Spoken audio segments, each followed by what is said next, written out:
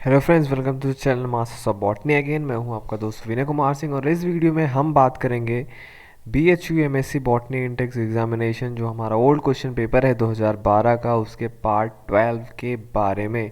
यहाँ पे हम सॉल्व करेंगे क्वेश्चन नंबर 111 से लेके 120 तक। चलते हैं, सबसे पहला क्वेश्चन देखते हैं। Which one of the following mechanical means makes testa permeable to water.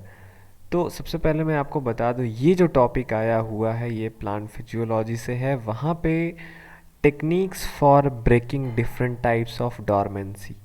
ठीक, तो दो टाइप के टेक्निक्स हैं यहाँ पे। सबसे पहले देख लेते हैं ऑप्शन हम। वर्नलाइजेशन, पेनेट्रेशन, स्ट्रेटिफिकेशन और स्कारिफिकेशन। तो यहाँ पे वर्नलाइजेशन आपको सीधे सीधे पता है वो अलग चीज़ होता है। ठीक, पेनेट्रेशन भी अलग टर्म है। दो चीज़ें इससे रिलेटेड है, जो है आपका स्ट्रेटिफिकेशन और स्कैरिफिकेशन। स्कैरिफिकेशन जो है, स्कैरिफिकेशन का आप डेफिनेशन देखेंगे तो scarification is the process of breaking, scratching, mechanically altering और softening the seed covering to make it permeable to water and gases.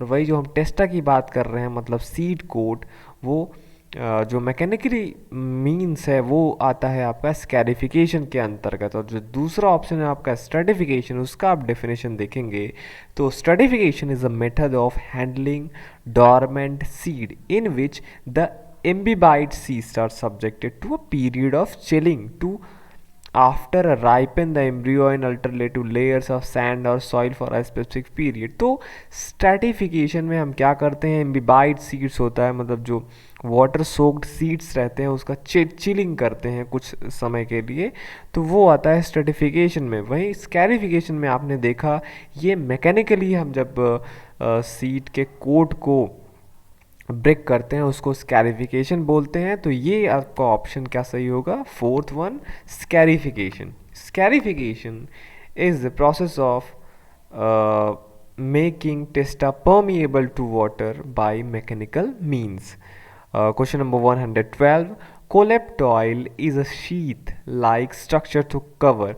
आपने कोलेप्टाइल पढ़ा होगा, सीड जब आप ने पढ़ा होगा, तो कह रहा है ये क्या, कोलेप्टाइल जो होता है सीड लाइक स्ट्रक्चर जो होता है, ये किसको कवर करता है, रेडिकल को, स्यूटिलम को, कोलेराइजा को या प्लूम्यूल को। तो सबसे पहले हम चलते हैं सीड के स्ट्रक्चर पे। सीड जब आपने पढ़ा होगा, वहाँ पे सीड में बहुत सारे पार्ट्स होते हैं और अलग अलग जो भी है इसमें पार्ट्स, इस पे भी बहुत टाइप के क्वेश्चन बनाए जा सकते हैं। जैसे ये मेज सीड है, इसमें आप देखेंगे फर्स्टली तो ये मोनोकोटिलिडन है। ठीक है, तो यहाँ पे आप देखेंगे कि जो एक सीड होता है, फर्स्टली सीड कोट होता है जिसे हम टेस्टा बोलते हैं। फिर एंडोस्पर्म होता है जो आप जानते हैं कि वो ट्रिप्लॉइड होता है। ठीक, एंडोस्पर्म डेवलपमेंट आपने पढ़ा होगा। फूड फूड रिजर्व है ये सीड का। फिर उसके बाद ये जो पोर्शन है कॉटिलिडन है, ये कॉटिलिडन जिसको स्यूटलम बोलते हैं हम। ओके, क्योंकि मोनोकॉट्स है तो यहाँ पे एक ही वो कॉटिलिडन होता है, उसको हम स्यूटलम बोलते हैं। अब यहाँ पे एक एलुरॉन लेयर भी होता है। फिर बात करते हैं हम इसका, ये जो स्ट्रक्चर है यहाँ पे, ये देखिए ये जो पोर्शन है ये कोलेप्टाइल है। और कोलेप्टाइल क्या करता है, ये फ्लूमूल को कवर करके रखता है, उसको प्रोटेक्ट करता है। वहीं इसमें छोटा सा आपको शूट एपिकल मेरिस्टेम भी दिखता है। वहीं ये नीचे वाले पोर्शन की बात करें तो ये जो रेड पोर्शन है यहाँ पे, ये कोलेराइजा है। तो कोलेप्टाइल प्रोटेक्ट करता है प्लूमूल को, और कोलेराइजा जो है ये रूट एपिकल मेरिस्टेम को, रूट एपिकल मेरिस्टेम होता है एक्चुअली, यहाँ पे इसको रेडिकल बोला जाता है। तो कोलेराइजा कोई आपसे पूछे तो आप बोलेंगे ये रेडिकल को प्रोटेक्ट करता है, ये जो कोलेराइजा का पोर्शन है। और जो प्लूम्यूल है उसको कवर करता है आपका कोलेप्टाइल। तो ठीक है, तो इस पे पूछा है कोलेप्टाइल जो है यहाँ पे शीथ लाइक स्ट्रक्चर, वो किसको प्रोटेक्ट करता है। तो कोलेप्टाइल मैंने आपको बोला वो प्लूम्यूल को कवर करता है, और कोलेराइजा किसको कवर करता है, रेडिकल को। ठीक, हाँ यहाँ पे कोलेराइजा भी है, रेडिकल है। सूटलम जो है, सूटलम आप क्या बोलेंगे, वो कॉटिलिडन है। जैसे आप डाइकॉट में देखते हैं तो वहाँ पे दो कॉटिलिडन होते हैं, लेकिन मोनोकॉट के कॉटिलिडन को सूटलम बोलते हैं। तो ये दो क्वेश्चन हो गया। चलते हैं क्वेश्चन नंबर 113 पे। बोल रहा है कमर्शियल यूजफुल बास फाइबर्स आर डिराइव्ड फ्रॉम। जो कमर्शियल बास्ट फाइबर्स होते हैं आपको पता है यूज़ किए जाते हैं, फाइबर जिससे बहुत सारी चीज़ें बनते हैं, थ्रेड्स वगैरह। तो पूछ रहा है वो किससे निकलता है, पेरिसाइकिल से निकलता है, जाइलम का हिस्सा होता है, फ्लोएम का हिस्सा होता है, या एंडोडर्मिस का हिस्सा होता है। तो इसके लिए आपको पढ़ना होगा एनाटमी। एनाटमी जब आप पढ़ते हैं वहाँ पे जाइलम और फ्लोएम के बारे में, तो जो बास्ट फाइबर है ये आपको मिलेगा फ्लोएम में। जो आपका फ्लोएम बना होता है, फ्लोएम में आप देखेंगे आपको मेनली जो बना होता है फ्लोएम आपका सीवटी विलमेंट्स होते हैं, कंपेनियन सेल्स होते हैं, फ्लोएम पैरेन्काइमा होता है और फ्लोएम फाइबर्स होते हैं। अब ये जो आपका फ्लोएम फाइबर है यही जो होता है इसको बास्ट फाइबर या बास भी बोला जाता है। ठीक है, तो बास्ट फाइबर आप किससे बोलेंगे, फ्लोएम से निकाला जाता है, तो इसका करेक्ट ऑप्शन फ्लोएम होगा। चलते हैं क्वेश्चन नंबर 114 पे। बोल रहा है the stele having one leaf gap is. अब ये स्टीलर सिस्टम से पूछा गया है। स्टीलर सिस्टम आप पढ़ते हैं टेरिडोफाइटा में। टेरिडोफाइटा में मैंने आपको एक लेक्चर दिया था, अगर आपने वो नहीं देखा है तो ये जो आई का बटन आया इस पर आप क्लिक करके वो लेक्चर देख सकते हैं। ये सब सारी चीज़ें मैंने उसमें बताया है। और फिर भी यहाँ आपको बताने के लिए मैं बोल दूँ steel having one leaf gap. अब ये लीफ गैप आपने देखा था, पढ़ा था, सोलनो स्टील, डिक्टियो स्टील, साइफोनो स्टील। पहली बात तो स्टील दो टाइप का मैंने आपको बताया था, प्रोटो स्टील और साइफोनो स्टील। प्रोटो स्टील में पिथ नहीं होता है, साइफोनो स्टील में पिथ होता है। अब साइफोनो स्टील का मॉडिफिकेशन है ये सोलनो स्टील और डिक्टियो स्टील। सोलनो स्टील जो मैंने बोला था यहाँ पे नॉन ओवरलैपिंग लीफ गैप होता है, मतलब जो आपका लीफ गैप होगा वो स्टील में सिंगल होता है तो उसे सोलनो स्टील बोलते हैं। और वहीं डिक्टियो स्टील में देखेंगे बहुत सारे जो लीफ होते हैं, लीफ गैप वो ओवरलैपिंग होते हैं तो उसे डिक्टियो स्टील बोला जाता है। तो the stele having one leaf gap is solenostele. चलते हैं क्वेश्चन नंबर 115 पे। इन फ्यूनेरिया मॉस, मॉस मतलब आप चले गए ब्रायोफाइटा में। ब्रायोफाइटा में हेपेटोकॉप्सिडा, एंथोसिरोटॉप्सिडा और ब्रायोप्सिडा तीन बड़े ग्रुप हैं। फ्यूनेरिया आपका जो मॉस है, मॉस किस में आता है, ब्रायोप्सिडा में आता है। उसमें पूछ रहा है, अगर आपने फ्यूनेरिया का पढ़ा होगा लाइफ साइकिल या मॉसेस का लाइफ साइकिल पढ़ा होगा तो आप आसानी से इसका आंसर दे सकते हैं। कह रहा है गैमेटोफिटिक कौन है। आपको पता है कि उसमें अल्टरनेशन ऑफ जनरेशन होता है। गैमेटोफिटिक जो जनरेशन होता है स्पोरोफिटिक जनरेशन के बाद अल्टरनेट करता है एक दूसरे के बाद। तो इसमें से कौन सा स्ट्रक्चर है, एपोफाइसिस, पेरिस्टोम, अपर या कैलिप्ट्रा, जो गैमेटोफिटिक फेज से बिलोंग करता है। तो मैं आपको बता दूं, आपको एपोफाइसिस, पेरिस्टोम, तीथ्स वगैरह जो आपने पढ़ा होगा, अपर ये सब स्पोरोफाइट से रिलेटेड हैं, स्पोर के डिस्पर्सल में हेल्प करते हैं। जैसे पेरिस्टोम, अपर ये जो पोर्शन आपने पढ़ा होगा, जो कैप्सूल होता है वहाँ पे पाया जाता है। लेकिन जो कैलिप्ट्रा होता है, कैलिप्ट्रा में आपको दिखाऊं, आपने आर्चिगोनिया पढ़ा होगा। जैसे ये फ्यूनेरिया का मान लीजिए आर्चिगोनिया है, वहाँ पे 6 से 7 नेक सेल्स होंगे, नेक कैनाल सेल्स होंगे, वेंटर होता है, एग होता है। और ये जो आर्चिगोनिया का वो होता है, अरे आर्चिगोनिया कह रहा हूँ, हाँ आर्चिगोनिया, इसका पूरा वेंटर वॉल होता है। ठीक, अब ये आर्चिगोनिया, आर्चिगोनिया आपको पता है फीमेल सेक्स ऑर्गन है। अब इसमें जो एग होता है वो फर्टिलाइजेशन के बाद जाइगोट बनाता है और जाइगोट जो है आगे चल के स्पोरोफाइट बनाता है। अब ये जो विंटर वॉल है, जब ये एक फर्टिलाइज होकर जाइगोट और स्पोरोफिटिक फेज बनाता रहता है तो विंटर वॉल जो है ये इस स्पोरोफाइट का कवरिंग बनाता है इनिशियल स्टेजेस में।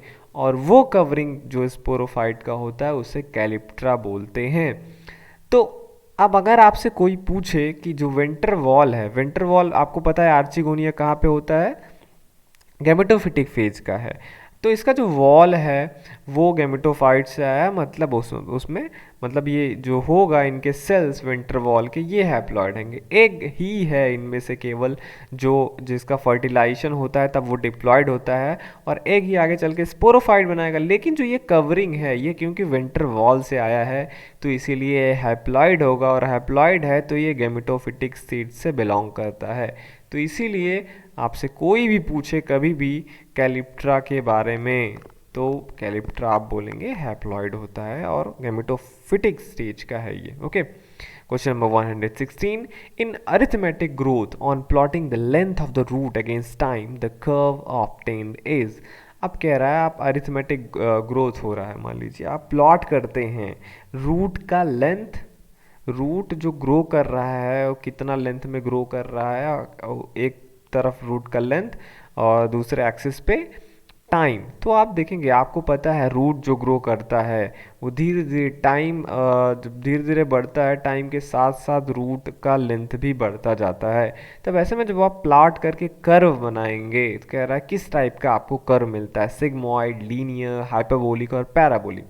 तो बहुत आसान है, जो चीज़ समय के साथ साथ रेगुलरली ग्रो करता रहता है या कोई भी ऐसा चीज़ जो साथ साथ होते रहते हैं वो हमेशा एक लीनियर ग्राफ बनाते हैं। टाइम बढ़ाते जाएंगे रूट का लेंथ बढ़ता जाएगा तो आपको ग्राफ जो मिलेगा वो आपका लीनियर होगा।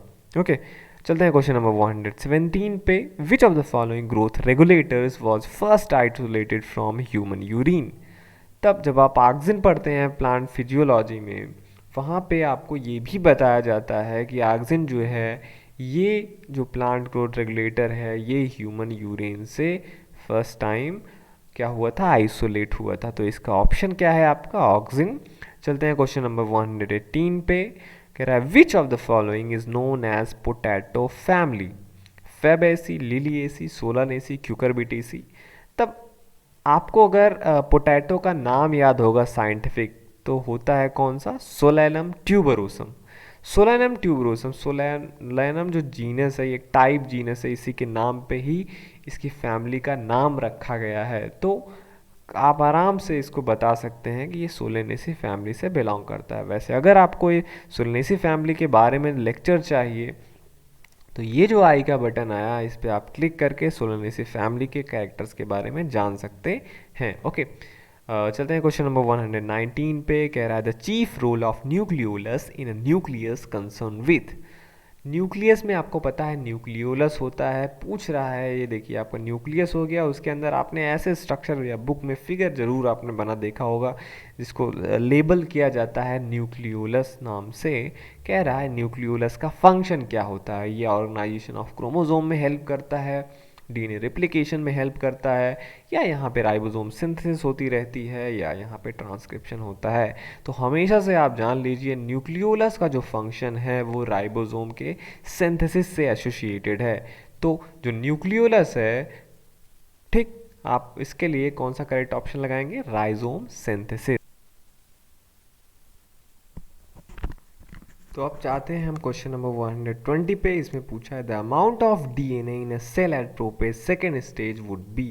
कह रहा है डीएनए का अमाउंट पूछा है प्रोपेज सेकेंड पे कितना होगा, 1/4 of the parent cell, half the parent cell, equal to the parent cell, double to the parent cell. तो आपको अगर मियोसिस याद होगा तो आपको पता है मियोसिस में दो स्टेजेस होते हैं, मियोसिस फर्स्ट और मियोसिस सेकेंड। तो जो फर्स्ट होता है मियोसिस डिवीजन, उसमें होमोलॉगस क्रोमोसोम का सेपरेशन होता है, और इसमें क्या होता है, ये रिडक्शनल डिवीज़न कहलाता है मियोसिस फर्स्ट। और जो मियोसिस सेकेंड होता है वो माइटोसिस के जैसा होता है, क्योंकि वहाँ पे सिस्टर क्रोमेटिड जो होते हैं वो अलग होते हैं। मान लीजिए आपका जो सेल है वहाँ पे क्रोमोसोम 46 हैं, ठीक, तो क्रोमोसोम नंबर 46 है, यहाँ पे क्या हो जाएंगे, क्रोमोसोम 23 हो जाएंगे, अलग अलग हो जाएंगे। तो आपने देखा कि इसी में जो होता है वो नंबर हाफ हो गया है, ठीक है, 23 हो गए।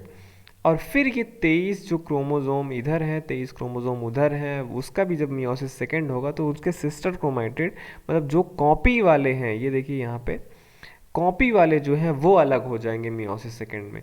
तो ये जो, इसीलिए इसको मियोसिस फर्स्ट को रिडक्शनल डिवीजन बोलते हैं और मियोसिस सेकेंड को क्या बोला जाता है, इक्वेटोरियल डिवीजन, जो माइटोसिस के जैसे होता है। लेकिन यहाँ पे क्वेश्चन में क्या पूछा है अमाउंट ऑफ डीएनए।